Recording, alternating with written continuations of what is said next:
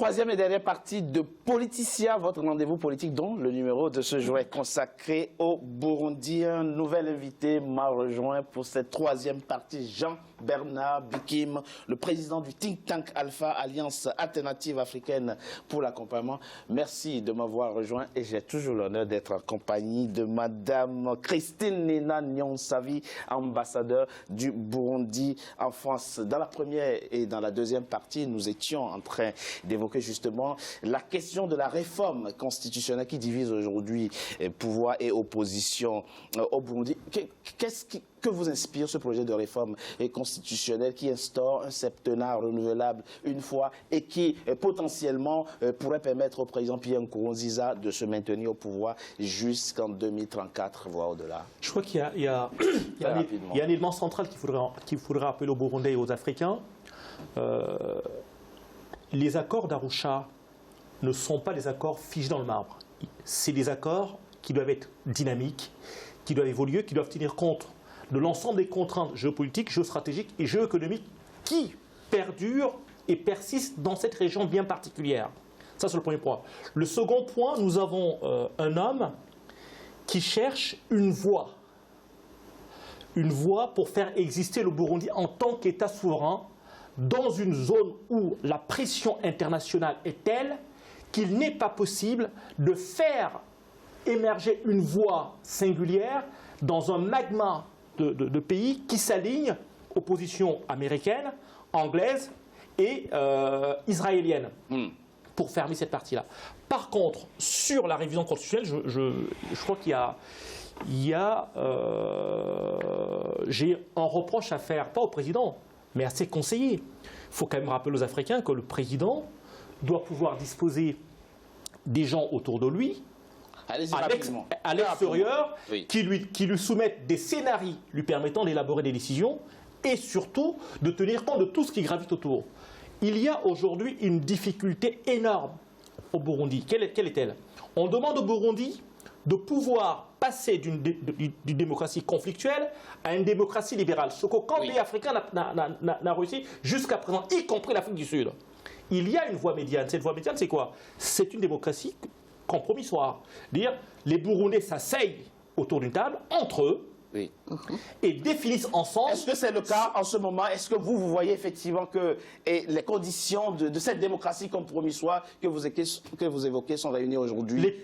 Les postures, entre guillemets, de ceux qui se considèrent comme des sachants, des intellectuels, et surtout ce que j'appelle des va-t-en-guerre, ne permettent pas aux Burundais de se retrouver dans un cadre serein, objectif, pour pouvoir aborder ces questions de fond. Moi, je pense une chose, je l'ai dit dans une émission d'ailleurs ici, les Burundais, comme les autres Africains, n'échapperont pas à se retrouver face à face pour discuter de tout. Bon, tout ce qui va bien, il faut dire que vous êtes en train de diluer la question burundaise dans la question globale de la démocratisation sur le continent, sans nous dire ici les spécificités de votre pays. Madame, on a vu l'opposition de votre pays, en tout cas l'aile radicale, dit ce projet-là, s'il est adopté, il va permettre au président de la République excusez-moi, d'être élu en 2020 pour un mandat de 7 ans. En 2017, il pourra rempiler en 2034 et éventuellement, il pourra encore réviser la Constitution, peut-être pour revenir au quinquennat, pour faire à nouveau 34 ans. C'est la voie ouverte à une présidence à vie.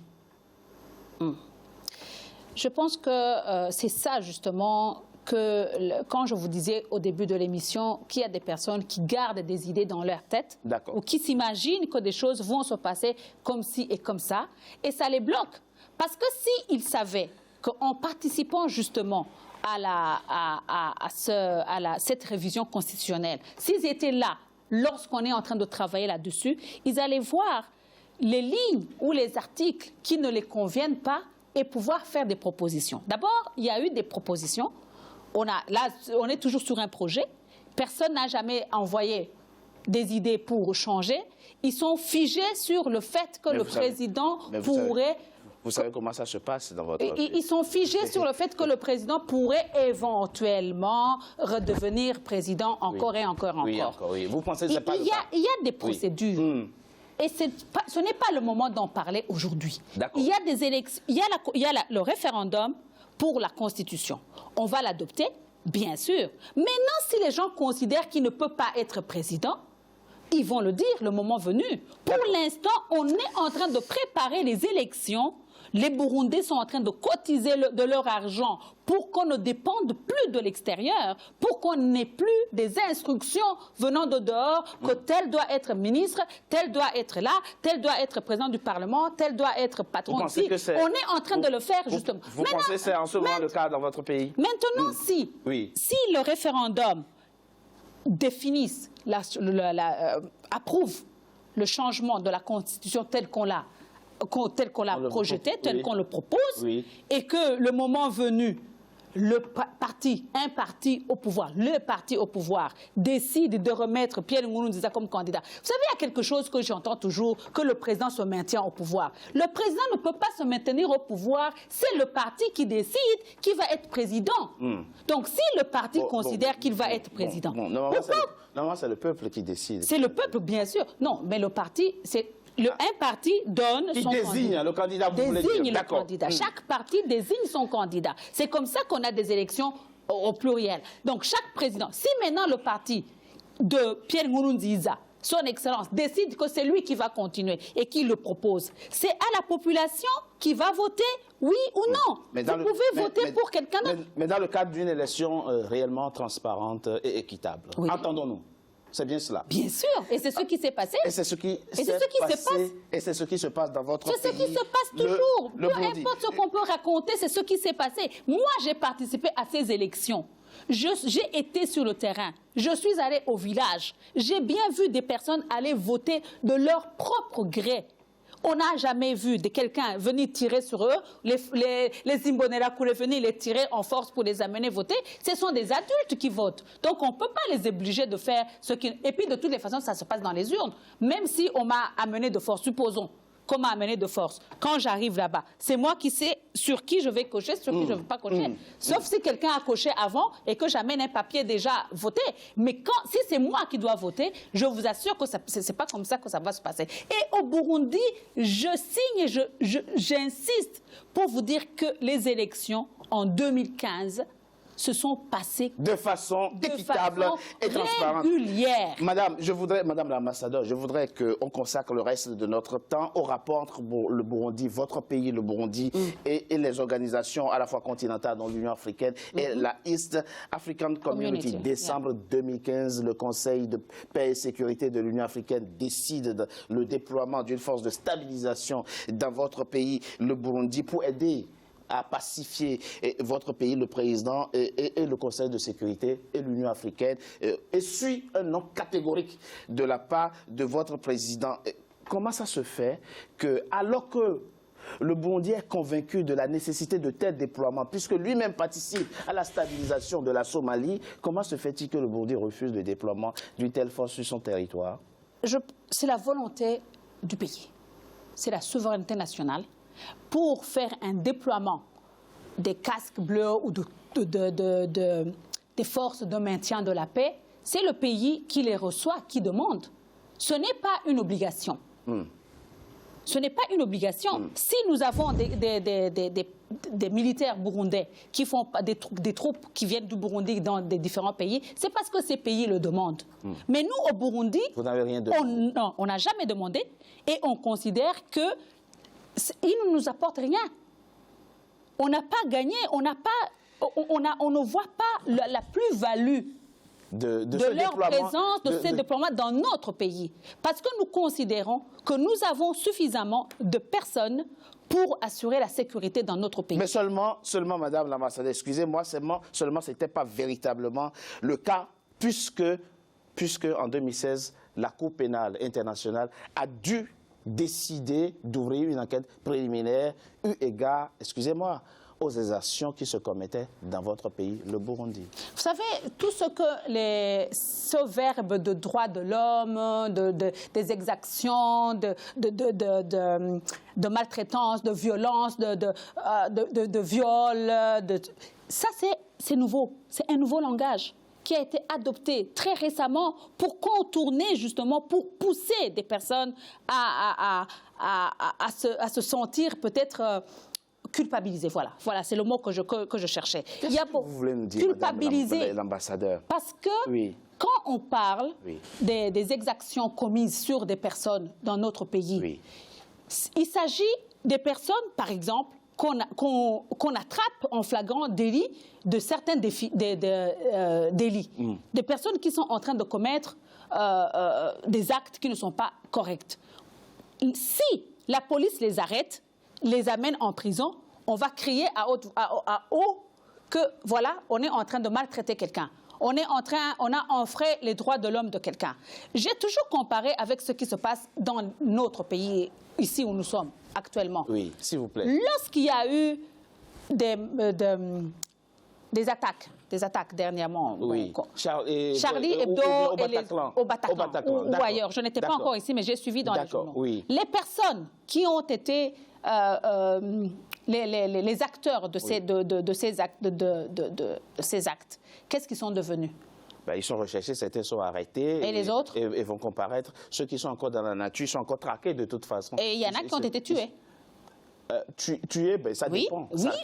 Ça dépend. Oui, il y en a sur qui on a tiré. Je pense que je ne me trompe pas. Il y a qui couraient et sur qui on a tiré, qui sont morts. Mais je n'ai jamais entendu parler de la violation des droits de l'homme lorsqu'on a tué ces gens-là. Je n'ai pas entendu dire que voilà, les Français ont maltraité des personnes qui ont créé. C'est la même chose. Non, madame, si vous évoquez, par exemple, les tueries du Bataclan ou d'ailleurs... Et en Belgique, par exemple. Et en Belgique, on ne tue pas. Il y a la justice qui se saisit d'un dossier, le procureur ouvre une enquête et ces personnes sont arrêtées et jugées. Mais on fait la même chose chez nous. On fait exactement la même chose. Des personnes qu'on a attrapées dans des délits comme ça, on les arrête, on les emprisonne et on ouvre des dossiers judiciaires. Et les dossiers judiciaires se font au Burundi. Quand M. Ougagouz, dans son dernier rapport du Comité des droits de l'homme de Genève, fait état des actions, de crimes commis au Burundi, vous pensez que là encore on est dans la fiction? Il le sait comment? Comment est-ce qu'il a appris ça? Par les médias. Ils ont leur méthodologie de travail. Par les médias, ou par les téléphones, ou par les rapports faits avec ceux qui sont ici. Vous pensez qu'effectivement, c'est un rapport fantaisiste que l'ONU produit sur la situation des droits de l'homme dans votre pays? Laissons parler de cette affaire des rapports des droits de l'homme, des Nations Unies et autres. Je veux vous dire que moi, j'ai travaillé pour les Nations Unies plusieurs années. Je sais comment ça fonctionne dedans. Et je connais très bien qui fait quoi, quels sont le genre de rapports qu'on produit et d'où viennent les instructions pour produire des rapports. En ce qui concerne ce rapport de Ougagouz, qui c'est sur le Burundi, il y a eu un démenti, un rapport qui a démenti ce rapport-là, un contre-rapport, si vous voulez, je peux l'appeler comme ça, que le Burundi a produit. Les Burundais ont passé des nuits et des nuits pour traiter ce projet de rapport. Et quand on l'a envoyé à Genève, ce rapport n'a jamais été lu. Ce contre-rapport n'a jamais été lu parce qu'on démontrait ligne par ligne combien le rapport qui avait été produit par cette commission était très fantaisiste.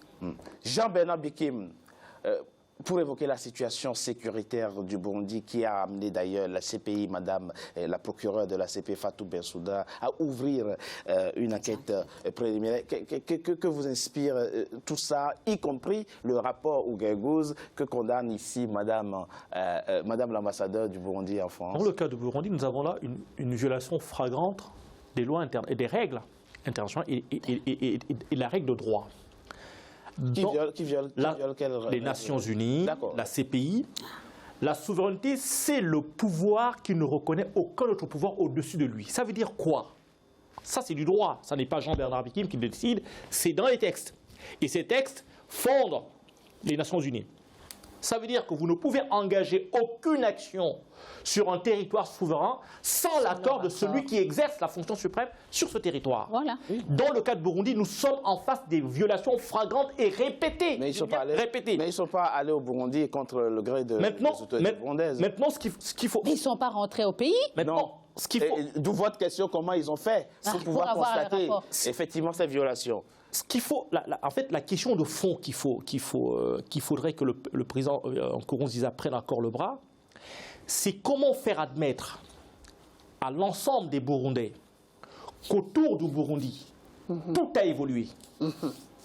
Donc, les accords d'Arusha doivent aussi évoluer. C'est le nœud du problème. Oui. C'est ce que dit Willy Niamnitoué dans l'élément qui est passé tout à l'heure. C'est le nœud du problème. Vieux de 17 ans. Et dans ces évolutions-là, il faut que l'ensemble des parties prenantes puissent contribuer à ce qu'on arrive vers un compromis permettant au Burundi de repartir de l'avant. Encore que les conditions de compromis soient créées. Mais dans une discussion, il faut être deux. Oui, vous ne pouvez pas être chevaux, brailler dans les journaux, insulter, invectiver, agiter tous les réseaux du monde, informels et tout ce qui s'ensuit. Et derrière, quand il faut discuter, quand il faut se retrouver autour de la table, vous n'êtes pas là. Donc, je lis comme je pense. Je suis outré que Madame l'ambassadeur n'ait pas eu en face d'elle les Burundais de l'autre camp. Oui, mais évidemment, Jean Minana était prévu. Je condamne avec force ce type de comportement qui est inadmissible. Quel comportement? Je suis sûre qu'il ne pouvait pas venir à partir du moment où il savait que j'étais là. Parce qu'il y a des vérités, vous savez. Il y a des vérités que nous, les Burundais, nous avons que vous n'avez pas. La chaise vide, quand un pays brûle. Madame, je peux vous dire que j'ai des éléments objectifs qui justifient la chaise vide. Présence, je vais terminer. La présence de monsieur Minana. Je vais terminer. Je peux vous le terminer. Je peux vous le garantir. Je vais terminer. La chaise, quand le pays brûle, vide, elle est irresponsable. Je ferme cette... Ça, c'est un faux procès. C'est un faux procès que vous faites à mon invité, Jean Minana. Non. Je peux vous dire, Jean-Bernard Bekim. C'est une parenthèse que je ferme. Mais oui, c'est important que je vous le dise. C'est moi-même qui ai organisé, effectivement, l'arrivée dans cette émission de Jean Minana. Et je suis tout à fait au courant, minute par minute, des empêchements qui ont fait, effectivement, qu'il ne pouvait pas matériellement être présent à cette table. Je ne peux pas accepter, effectivement. En tout cas, j'aurais aimé qu'on soit ensemble, au moins. Bien sûr, je vous ai dit hier, j'ai dit je viendrai. D'habitude, je vous ai toujours dit que... J'en suis honoré. Oui, je vous ai toujours dit que je n'aime pas, je ne viendrai pas discuter avec ces gens qui passent leur temps à insulter le pays, qui passent leur temps à dire des mots qui ne se disent pas en Kirundi. Parce que dans notre langage, dans notre culture, il y a des choses, il y a des mots qu'on n'utilise pas lorsqu'on parle d'un président, lorsqu'on parle d'un père, lorsqu'on parle d'une mère ou d'un frère, et encore moins de sa nation.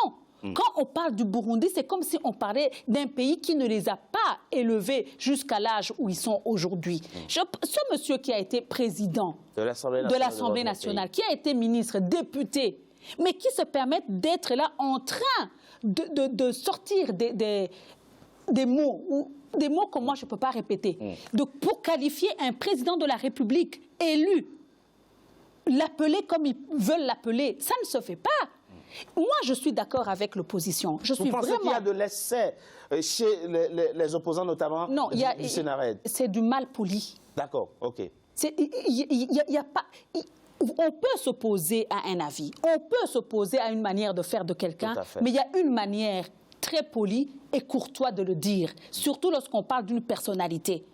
Tant qu'il est président, on lui doit les honneurs. On est tout à fait d'accord. On doit parler de lui avec honneur, pas parler comme c'était un petit garçon, comme si c'était... Vous voyez? C'est un principe auquel Africa 24 reste attaché. Un président de la République, c'est une institution. Mais quand je les écoute parler ici sur votre plateau, parfois ils sortent des mots. Les derniers que j'ai entendus, en tout cas, ils ne parlent pas avec respect.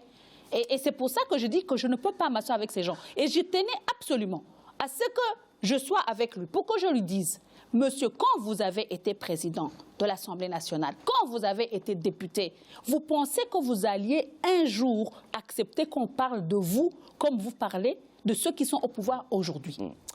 Nous aurons certainement une émission où on l'aura à cette table, où on pourra effectivement parler de l'avenir du Burundi. Mais pour finir, madame, dites-nous, est-ce qu'aujourd'hui, il est encore possible qu'il y ait décrispation politique dans votre pays, qu'il y ait main tendue, que enfin les responsables politiques burundais, et quand je le dis, je parle aussi de l'opposition, y compris l'opposition en exil, puissent se mettre ensemble pour construire le Burundi de demain, qu'attendent de vous vos enfants et les enfants de vos enfants?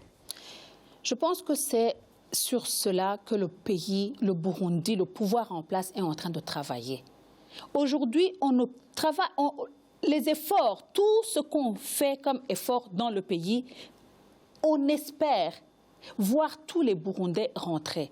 Ceux qui sont à l'extérieur doivent rentrer. Du moins ceux qui sont partis en fuyant la crise. Et même ceux qui n'ont pas fui la crise, qui sont seulement à l'extérieur et qui se maintiennent dehors à cause de ce qu'ils entendent dans les médias, le président de la République passe le temps à leur dire « Revenez, venez, on va construire notre pays ». Nous avons des personnes qui ont manifesté publiquement dans les médias, des personnalités comme un ex-ambassadeur, comme un ex-président, vice-président de la République, qui étaient à l'extérieur aussi, qui ont même participé dans toute la crise de 2015, qui ont décidé finalement de rentrer dans le pays. Ils sont rentrés dans le pays, ils ont repris les activités, ils sont maintenant en train de construire. Et le président les a intégrés dans des institutions pour reconstruire le pays. Et je pense que si tous ceux qui sont dehors, qui ne se reprochent de rien, devraient rentrer. Même ceux qui se reprochent de quelque chose, mais qui ne sont pas poursuivis par la justice, devraient penser à rentrer et ils seront accueillis. Imaginer une loi d'amnistie qui absout, pardonne effectivement ceux que vous qualifiez, ou qu'en tout cas que votre gouvernement qualifie de terroristes. Mais on ne peut pardonner que celui qui demande pardon. Que les personnes reconnaissent qu'ils se sont trompés, qu'ils ont pris un mauvais chemin, et qu'ils décident maintenant de demander pardon. Et le président a dit, ce qui demandera pardon, il sera pardonné et il reviendra construire le pays. C'est ce que nous attendons. Merci Christine Nina Nyonsavi. Je rappelle que vous êtes l'ambassadeur du Burundi en France, que vous êtes par ailleurs déléguée permanente à l'UNESCO et représentante spéciale du président burundais à l'OIF, Organisation internationale de la francophonie. Merci à vous d'avoir accepté notre invitation. Merci à vous également, Jean-Bernard Bikim, président du think tank Alpha, d'avoir participé à la troisième partie de cette émission consacrée au Burundi. Fin, mesdames et messieurs, de Politicia, votre rendez-vous politique. Je vous remercie d'avoir été nombreux à suivre. Restez fidèles au programme d'Africa 24. À très bientôt pour un nouveau numéro de Politicia.